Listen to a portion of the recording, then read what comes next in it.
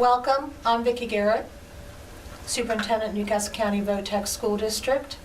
We have another show for you today, and with me I have Ashley Sorenson and Brian Mitchell, who are both instructors at Howard High School of Technology. Our topic today is going to be around our one-to-one iPad initiative at Howard, and we will discuss the process that was used at Howard in working with the teachers to have them get ready for the iPad initiative as well as the students. And then we'll also talk a little bit about what's happening in the classroom with the iPads. So, Ms. Sorenson, let's start with you and have you talk to us a little bit about when did this start? When did the iPad initiative start at Howard? What have you been able to do with our teachers? Because you were a teacher, you now currently are the technology specialist at Howard. And what have you done in working with the students, all in preparation to where Howard is today with the iPad initiative? Sure. So at the end of the 2011-2012 school year, our principal, Dr. Spohr, had a faculty meeting. He asked us, what would you think about being the first one-to-one public school in the state? And we were like, oh, that sounds awesome. And so we kind of had a vote to it and talked about how we might want to use the iPads in our classrooms. So that meant that we went ahead with the system and we decided to go ahead and start with the iPads. And over that summer, we started giving staff iPads. So the staff got their iPads first and they had them over summer 2012. We did a lot of teacher-led professional development at that point. So our team of teacher leaders did a lot of professional development with our teachers that was more optional, so they could come in and learn about different apps or learn about different things that they could do in their classrooms. As the year wore on and we started the school year, we got all the iPads into the hands of all the kids, and it was like a very exciting day, and we got all the iPads out to all the students, and we continued with our professional development journey. And so since the 2012-2013 school year, we've increased the amount of professional development every year. We've had opportunities to work with representatives from Apple. We've had people come in from outside agencies as well, but we found that the best professional development has been the stuff that we do ourselves. So we lead our own professional development in most cases. This year, I started a new position as the instructional technology coach.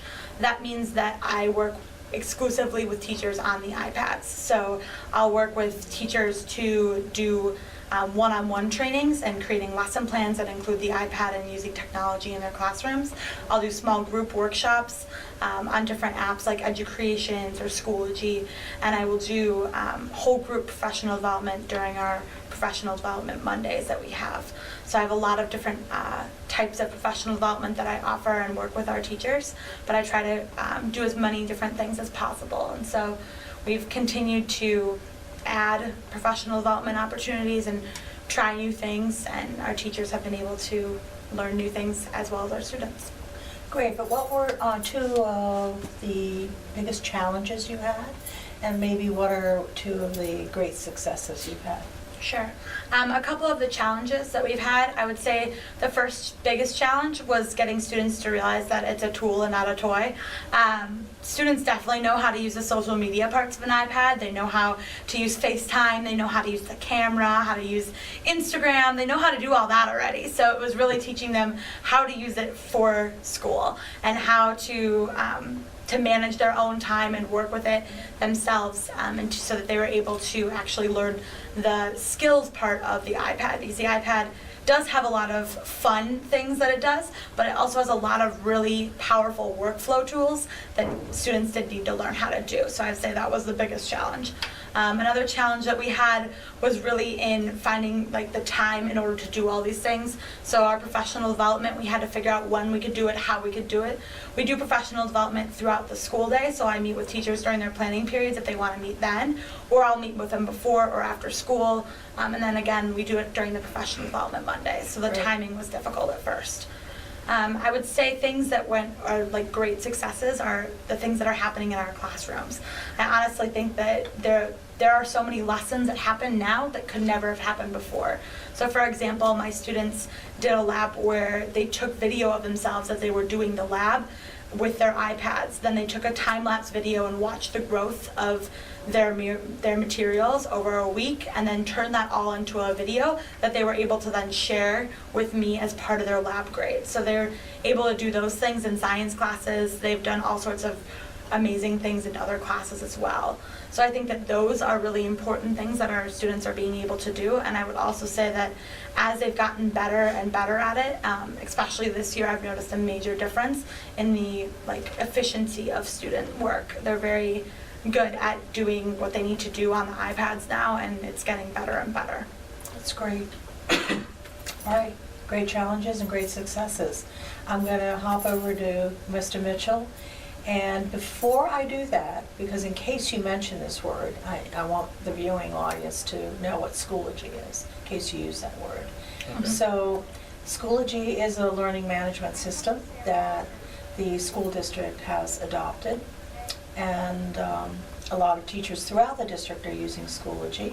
So before we go any further, can you say what Schoology is, how you're using it, and then talk to us a little bit about the impact of the iPads when it comes to your teaching, how it's benefiting the students, how are the students reacting, kind of bundle all that into this conversation. So Schoology, like you said, is a learning management system.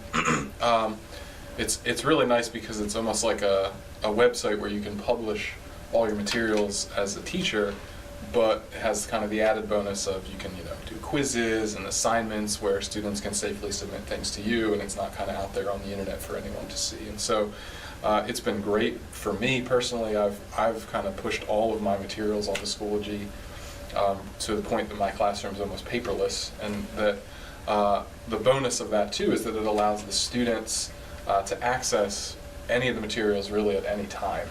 And so if they're absent, they could be looking at the exact same paper on their couch, eating cereal, as I'm looking at with my students in the classroom that day. So a big part of all the accomplishments in my classroom are linked to the use of Schoology because the students have access to all those materials.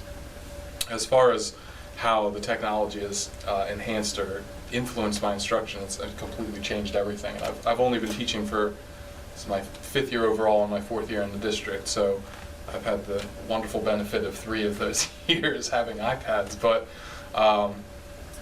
really, my classroom is run from Schoology. The students know how to access everything in Schoology. Everything it's kind of like a never-ending workflow, because once they finish an assignment, they can continue moving on to another assignment. It's engaging the students a lot better, I believe, than me perhaps standing and delivering a lot of direct instruction, because we can kind of move that onto the iPad. And it really encourages the students too to be in pursuit of their own learning, where they're learning to take advantage of resources and learn things on their own, and they don't, I try to tell them that they shouldn't see me as the all-knowing fountain of knowledge, that they can learn a lot of things without me just dictating it to them. And so I try to provide a lot of resources for them to learn on their own and maybe guide their path a little bit along the way, but ultimately I think that's serving them for the future in college and careers, because that's going to be an expectation that they have to kind of learn things on their own. As far as engagement, I can kind of echo some things that Ashley said in terms of the projects and things that the technology enables us to do. Outside of having an iPad in every student's hand, some of the things we wouldn't be able to do at all. And so recently, I keep bragging on this because I'm really excited about it, but I had a Donors Choose project funded where we got an action camera. And so we were able to take a previous assignment that we did, where they drew a picture on paper and traced the flow of energy of things that they did, and turned it into like a live action video shoot where they are actually taking a video of themselves performing an activity and identifying the different types of energy, and then going back and identifying where work is done and power applications, all these sciencey things. But it's been really fun because it's a way for them to showcase their understanding. Right. That's outside the scope of a paper and pencil test, and it really helps them to put that learning to work in a real life environment, right, which is a great thing for me, an accomplishment as a science teacher. Do you see that is helping with the retention of information Absolutely. that is being presented or that they're learning? Absolutely. Do you have evidence of that? Can you say? I would say just even the conversations that I hear in class around some of these topics, it's gone from, memorization of definitions or, even just standard types of questions on a worksheet to like really lively conversations about the science concepts that are in context, if that makes sense. So they're able to engage those vocabulary terms and things in the scope of something that means something to them. So they get to play basketball and record that and then talk about, oh well, I have GPE here and there's chemical energy in my body. It helps, I think, to link it to something they enjoy doing, and I think that helps them retain it as well. Great. Well, let me ask you a question that some of the viewing audience may be asking. So, what's your role as of a teacher today?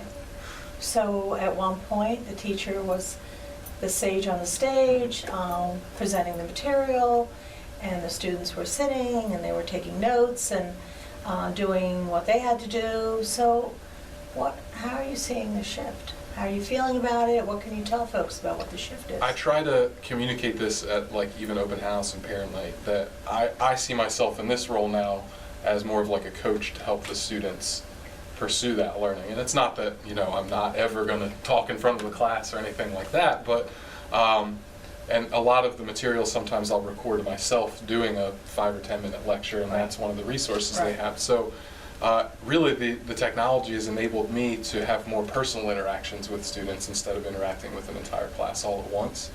Because there's a time and place for speaking to the entire audience, but I think a lot of times students learn better from that kind of coaching model where they can get their specific needs and concerns addressed individually. And so that's kind of what I see myself as. I've freed up some of my class time where I can now make my way around and work with each individual as they need, and specifically on what they need, instead of presuming that what I say is going to be what everyone needs at that time. Are you seeing an impact on their performance in class as a result of this? Yeah, absolutely. I think that we're kind of in the midst, we just changed semesters, and so this new group is kind of feeling things out a little bit still, because it's different than the model of school that they're used to. Right. But I think that the students, once they grasp, like, oh wow, well I can really research this, or I can refer back to notes, and I can kind of apply this to things that I enjoy doing, that we see better results on tests, we see better results in projects, we see more rich conversations coming about in class, and all of that I think is evidence of better learning experiences. Well, let me ask you both one last question. So, based on what you've said and where we are right now with Howard and the iPad initiative, where do you think this can go? Where do you think it could continue to grow and evolve? How do you see that evolution of this at Howard? Who wants to start? I can start. Okay. So as we've gone through the system and we've started to really integrate iPads into every single thing that we do, I think that it will continue to grow and grow. When you have a one-to-one initiative and when you have one-to-one iPads, and we have 1,000 iPads in the school, it's pretty crazy to think about, but when you have those resources, it's really amazing to be able to see what your students can do. And we've been continually improving the level of integration and the level at which we are integrating. So instead of just replacing a paper and pen notebook with a digital notebook, we're really trying to create projects like the one that Mr. Mitchell was talking about, where students are living the assignment and not just memorizing and repeating back the assignment. So I think we'll continue to increase the amount of assignments that are like that and increase the engagement of the students in that way. Okay. So where do you see the future? That's a very good question. I think there's a lot of the kind of short term is things like Ashley said, where we can really transform, what's the assessment going to look like?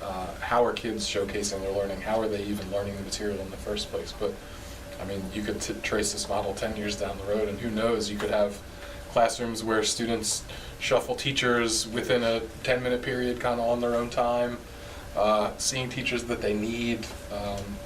Obviously, again, that's really A little far, futuristic. really far down the line, but. For educators, it can be a little It's, futuristic. it's just amazing to think about the fact that the students really can take ownership of that learning experience, and that you're utilizing technology to enable teachers to work with the individual needs of their students rather than just trying to address a giant collective all at once, because the students are so diverse in their needs that it's nice to have that opportunity to meet each and every one of them. Okay. Now, of course, I said one last, but I have to ask this because, again, it's a question that some people have, and it's important. When the students are using the iPads, they, in a lot of cases, are no longer writing per se on paper pencil. They are using the iPad to type their notes, their projects, perhaps some papers. What do you see is that an issue? Do you see that transition from a lot of paper pencil writing to going on to the iPad an issue or not? Let me ask, that's a little controversial, still out there. So let me throw that as truly the last question. So I would say that that's controversial for people who are like me, who didn't grow up with an iPad in my hand or a tablet in my hand or a phone in my hand. But for our kids, it's so incredibly natural for our students to type on an iPad.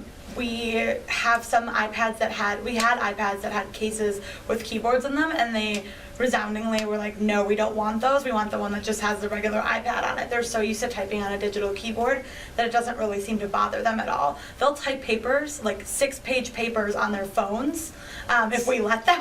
So it really doesn't seem to affect them to type on an iPad. I think that the muscle memory that they are able to develop in their fingers is pretty incredible, but they don't seem to have any problem with it at all. I think that they're really comfortable on a digital surface and comfortable in that world. It's what they use in a normal case, like they use it every day, so it's just an extension of that to use it every day through the school year. That's very good, because when I think of some students, Oh, and I've yeah. seen them using just their phone and typing papers. Oh, yeah.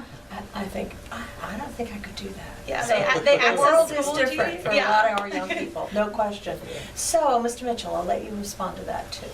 I would say I understand that there is some controversy in that, like perhaps there's research suggesting that, writing helps them to retain information better. And I would answer that I don't think we're ever going to completely eliminate paper and pencil either. So as much as the students are very comfortable with the technology and the tools, that's great, and we can take advantage of that, but we'll also be using paper and pencil. I mean, I use it for them to take notes on and things like that because of the studies that perhaps you're referencing.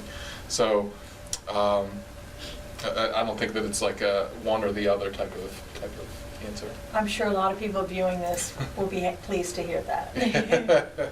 So I want to thank Ashley Sorenson and Brian Mitchell, again, who are both instructors at Howard High School of Technology, for coming and talking about the Howard High School iPad initiative.